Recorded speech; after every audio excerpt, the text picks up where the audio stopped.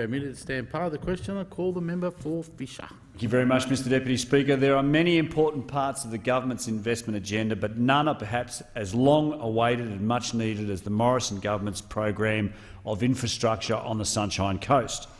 Under this coalition government, the Sunshine Coast has seen more investment of federal government funds in transport infrastructure than ever before.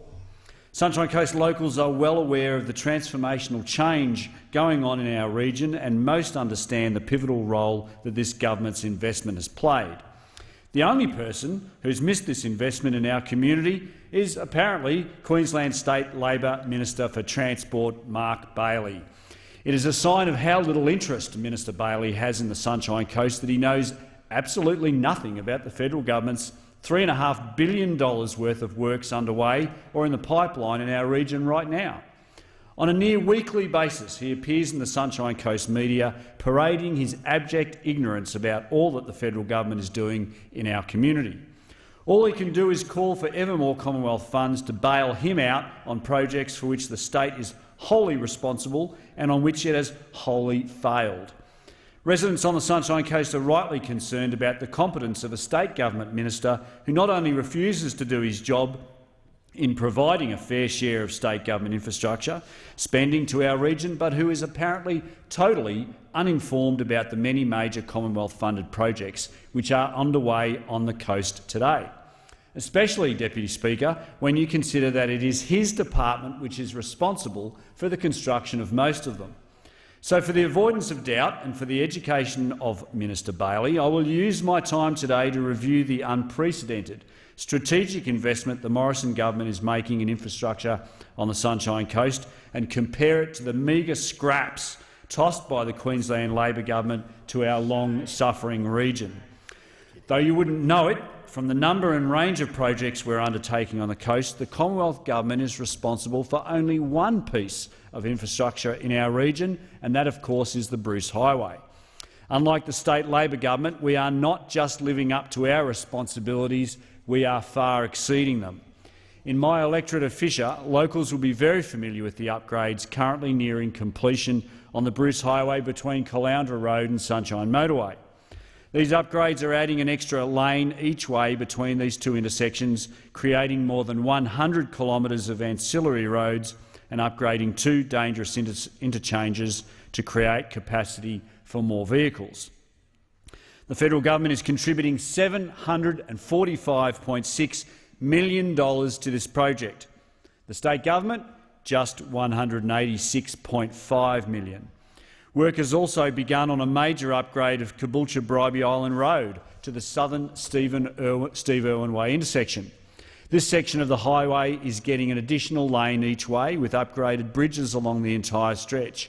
Once again, the Morrison government is paying $530 million towards this upgrade. Mark Bailey and his colleagues in State Labor just $132.5 million. It's the same story up and down the Bruce Highway between the Sunshine Coast and Brisbane. Upgrades are underway or in the pipeline which will directly benefit my constituents at the Deception Bay interchange, where the federal government is contributing $130 million to the state government's $32 million. Between the Mons River and Maroochydore Road interchanges, where the federal government is contributing $241 million to Labor's $60 million, and between Pine Rivers and Caloundra Road, where the federal government is paying $84 million to the state's $21 million.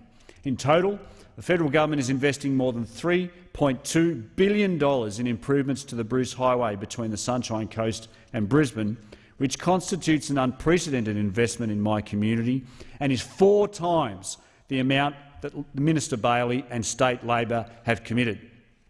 This is far from the end of the Morrison government's investment in our community. While the Bruce Highway has always been a shared responsibility between the Commonwealth and state governments on an 80-20 split, rail in Queensland is the sole domain of the state government.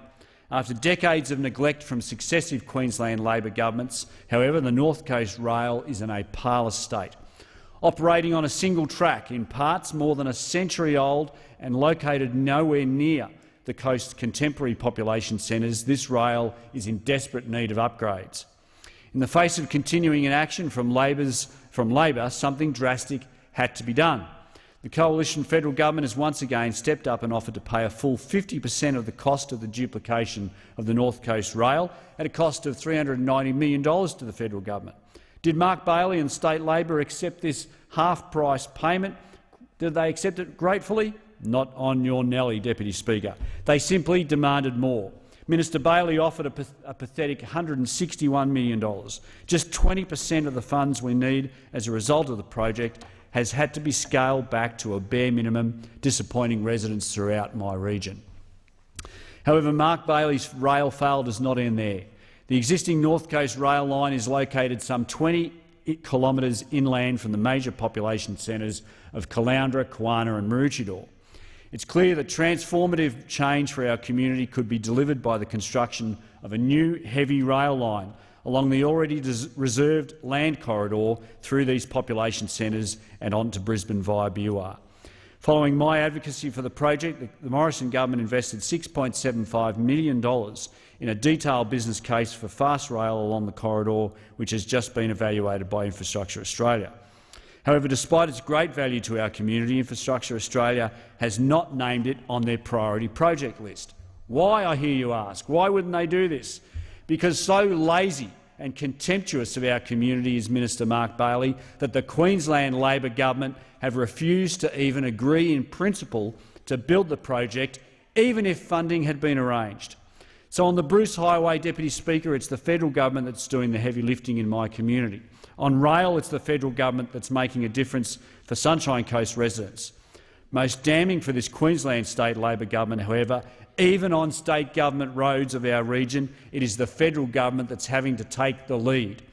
Steve Irwin Way is one of the coast's most important state government roads, and as I've seen on my tour to Fisher rides around the region, it is dangerous and getting older as we speak. We have committed $14.4 million to upgrading the Steve Irwin Way on a safety package. The state government on its own road just $3.6 million. In Kawana and Caloundra, we have many extremely congested state government roads. Kawana Way, Nicklin Way, Caloundra Road, already at more than capacity during peak hour, and the situation is only deteriorating. Minister Bailey's response to this dire situation has been a traffic light here, a traffic light there, an additional lane around a roundabout. It is not good enough.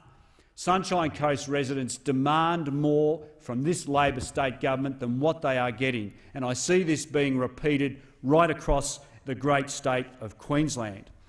Even the smallest of our council and state government roads, the state is doing very little, if anything, to assist. You compare that to what we're doing in the federal government, providing $12 million for a brand new bridge over the Mays Canal on Brisbane Road to assist the council with their Mooloolaba Transport Corridor upgrade.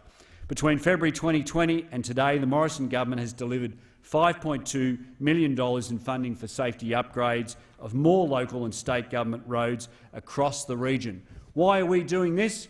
Because the state is nowhere to be seen. And quite frankly, Mr Deputy Speaker, unfortunately, the more this federal government puts in and saves this hapless state government, the more they demand.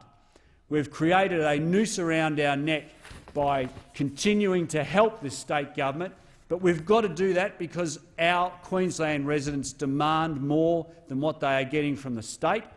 The problem with this, of course, is the more we do, the more the state government just takes a back seat. Mr Deputy Speaker, the Queensland government is very happy to create a top-down population plan in South East Queensland, wanting to introduce another 170,000 people into my electorate, but they are not prepared to lift a finger to provide the funding that we need for it. Enough is enough. It's time for Minister Bailey, it's time for this Queensland State Labor government to get on and help support the debate is interrupted Sunshine in Coast. accordance